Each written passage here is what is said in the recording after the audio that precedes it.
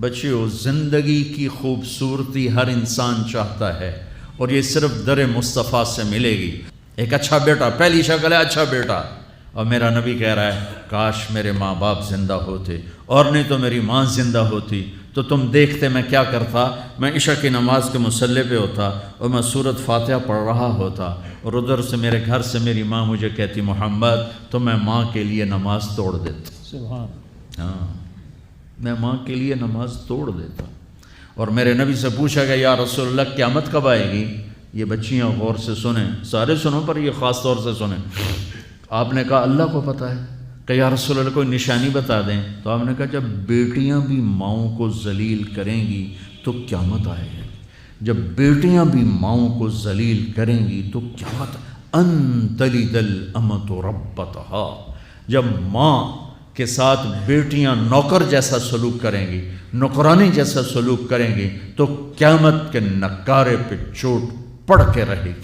یہ نہیں کہا جب کفر پھیل جائے گا اور جب اسلام مٹ جائے گا، حالانکہ قیامت اس وقت آئے گی جب دنیا میں ایک مسلمان باقی نہیں رہے گا۔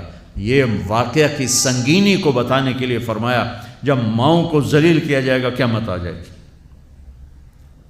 میرے نبی نے فرمایا عمر تیرے دور میں ایک شخص آئے گا، اویس، اس کا قبیلہ ہوگا مراد، آگے سب کاسٹ ہوگی قرن، اویس بن عامر، اسے دعا کروانا، وہ کالے رنگ کا ہوگا، چھوٹے قد کا ہوگا، اور اس سے دعا کروانا، دعا تو بھی کروانا، علی تو بھی کروانا، علی اور عمر، اویس ان کے لیے دعا کریں۔ انہوں نے پوچھا کیوں؟ کہ اس نے ماں کی خدمت کر کے اللہ کو اتنا راضی کر دیا ہے، جب وہ ہاتھ اٹھاتا اللہ خالی نہیں لوٹاتا۔ اللہ کی قسم عمر و علی کو اویس کی دعا کی ضرورت نہیں تھی، امت کو پیغام دینا تھا کہ مائیں ذلیل ہو رہی ہیں آج، اور باپ جوان اولاد سے چھپتے پھر رہے ہیں، تو میرے رب میرے نبی نے یہ آگے پیغام دینا تھا کہ نبی ہو کر رسول ہو کر کہہ رہے ہیں کاش ماں ہوتی تو میں اس کے لیے نماز توڑ دیتا۔ آپ کو 8 عورتوں نے دودھ پلایا والدہ سمیت، ان میں ایک ایمن بھی ہیں، آپ کے والد کی باندی۔ تو گھر میں تشریف فرما تھے، ایمن بیٹھی تھی حضرت عائشہ، تو ایمن کہنے لگی یا رسول اللہ پانی تو پلا دیں۔ تو اللہ کے نبی ایک دم اٹھے، تو حضرت عائشہ ناراض ہو گئی، ایمن اللہ کا رسول کو کہتی پانی پلا، تو اور کیوں نہ کہوں، میرا بیٹا ہے، میں نے دودھ پلایا ہے۔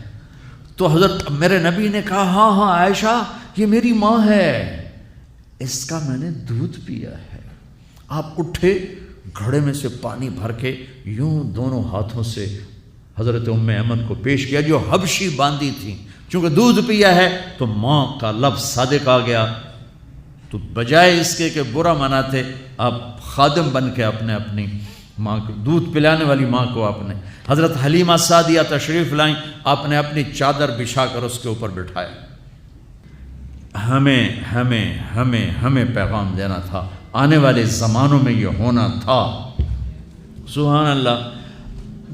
امام ابو حنیفہ کا نام تو سب کو معلوم ہے نا، ایک اور عالم بتاتا ہوں، عبد الرحمن بن ابی لیلہ، ان میں علمی کھٹ بڑھ تھی بہت زیادہ، آپس میں بنتی نہیں تھی۔ تو ابو حنیفہ جیسی ہستی جن کے کروڑوں فالوور آج ہیں، ان کی ماں کہتی نعمان یہ مسئلہ ہے، جا کے عبد الرحمن سے پوچھ کے آ۔ زندگی میں ایک دفعہ نہیں کہا ماں جی میں اس کو بڑا عالم ہے میرے کو پوچھ لو، کہا اچھا ماں جی، اپنی چادر اٹھاتے اور پہنچ جاتے دروازے پہ دستک دے کے بھائی مجھے میری اماں نے بھیجا ہے، آپ اس پہ فتویٰ، حالانکہ ان کی اپنی رائے اس کے خلاف ہوتی تھی، لیکن ماں کے احترام میں جا کر ان سے مسئلہ پوچھتے جن سے روزانہ مناظرہ ہوتا تھا، روزانہ کھٹ پٹ ہوتی تھی علمی، ماں نے کہہ دیا جا کر ان سے پوچھ کے آتے تھے، اپنی اتنی بڑی علمی قدر و منزلت کو ایک طرف رکھ دیتے تھے، نہیں میری ماں نے مجھے کہا ہے۔ تو آپ سب نوجوان ہو، ماں باپ زندہ ہیں تو ان کی دعا لو، آہ نہ لو، دعا لو۔